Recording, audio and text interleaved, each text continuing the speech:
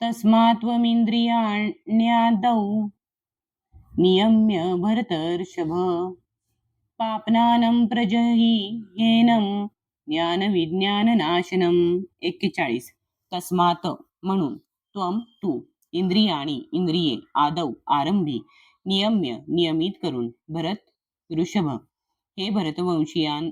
हे भरतवंशीयामधील श्रेष्ठा, पापनानं पापाचे महान प्रतीक, प्रजही निग्रह किंवा दमन कर, ही निश्चितच, एनम या, ज्ञान ज्ञानाचे, विज्ञान विशुद्ध आत्म्याचे, वैज्ञानिक ज्ञान नाशनम विनाश करणारा.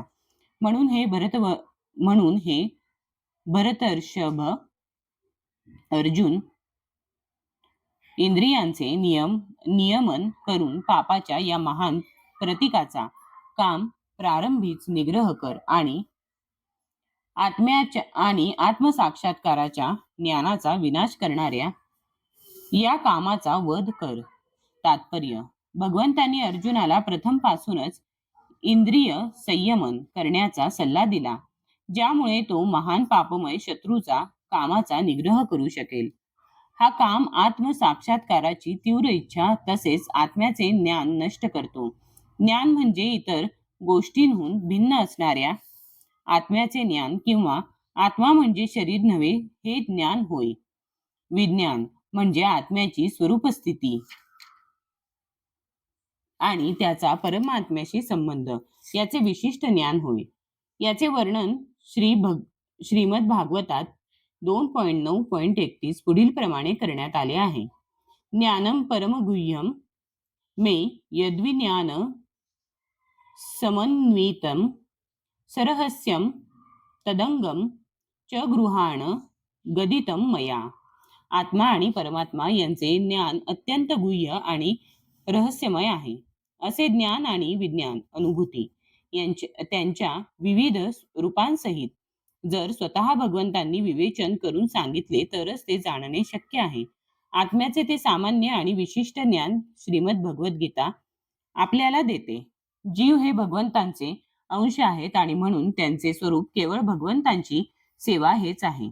या भावनेला कृष्ण भावना असे म्हटले जाते. म्हणून आयुष्याच्या अगदी आरंभापासूनच कृष्ण भावनेचे शिक्षण घेतले पाहिजे. त्यायोगे त्याला पूर्णपणे कृष्ण भावना भावित होऊन कर्म करता येईल. जीवांसाठी स्वाभाविक असणाऱ्या भगवत प्रेमाचे विकृत स्वरूप म्हणजे काम होय. परंतु जर मनुष्याला अगदी आरंभापासूनच कृष्ण भावनेमध्ये प्रशिक्षित केले तर स्वाभाविक भगवत प्रेमाची अधोगती भौतिक कामामध्ये होणार नाही. जेव्हा भगवत प्रेमाची कामविकारामध्ये अधोगती होते तेव्हा पुन्हा पूर्वस्थितीवर येणे अत्यंत कठीण असते. तरीही कृष्ण भावना इतकी प्रभावशाली आहे की कृष्ण भावनेचा उशिरा प्रारंभ करणाराही भक्तीच्या नियामक तत्वांचे पालन करून भगवत प्रेमी बनू शकतो. म्हणून जीवनाच्या कोणत्याही अवस्थेतून किंवा कृष्ण भावनेचे महत्त्व जाणण्याच्या वेळेपासून मनुष्य कृष्ण भावनेद्वारे अथवा भगवंतांच्या भक्तिपूर्ण सेवेद्वारे इंद्रिय नियमन करण्यास प्रारंभ करू शकतो. या प्रकारे मनुष्य जीवनाच्या परिपूर्ण अवस्थेमध्ये म्हणजेच भगवत प्रेमामध्ये कामाचे रूपांतर करू शकतो.